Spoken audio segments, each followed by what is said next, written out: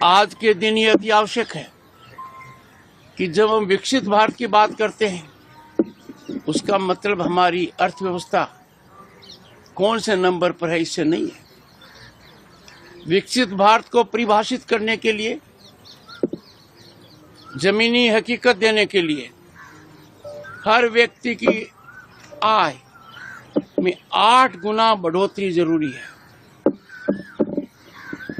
ये निश्चित होकर रहेगा, पर इसमें किसान को दूरदर्शी बनना पड़ेगा। आज हमारा किसान उत्पादन तक सीमित है। बड़े परिश्रम से कई बार विपरीत परिस्थितियों में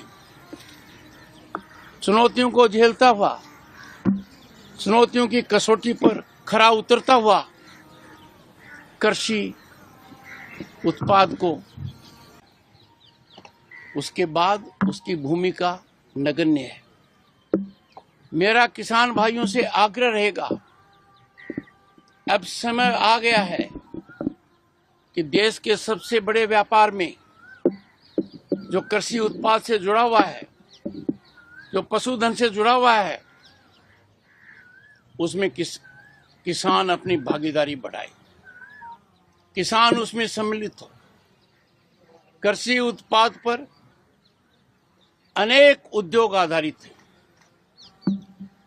चाहे तेल हो, चाहे अन्य सामग्री हो। एक तरीके से एंटायर फूड प्रोसेसिंग इंडस्ट्री का मूल आधार कृषि उत्पाद है। ऐसी परिस्थिति में किसान परिवार को कृषि उत्पाद के वैल्यू एडिशन, मूल्य वृद्धि में पूरी तरह लगनशील होना चाहिए। आज के दिन ये अति आवश्यक है कि जब हम विकसित भारत की बात करते हैं उसका मतलब हमारी अर्थव्यवस्था कौन से नंबर पर है इससे नहीं है। विकसित भारत को परिभाषित करने के लिए, जमीनी हकीकत देने के लिए हर व्यक्ति की आय में 8 गुना बढ़ोतरी जरूरी है। ये निश्चित होकर रहेगा, पर इसमें किसान को दूरदर्शी बनना पड़ेगा। आज हमारा किसान उत्पादन तक सीमित है। बड़े परिश्रम से कई बार विपरीत परिस्थितियों में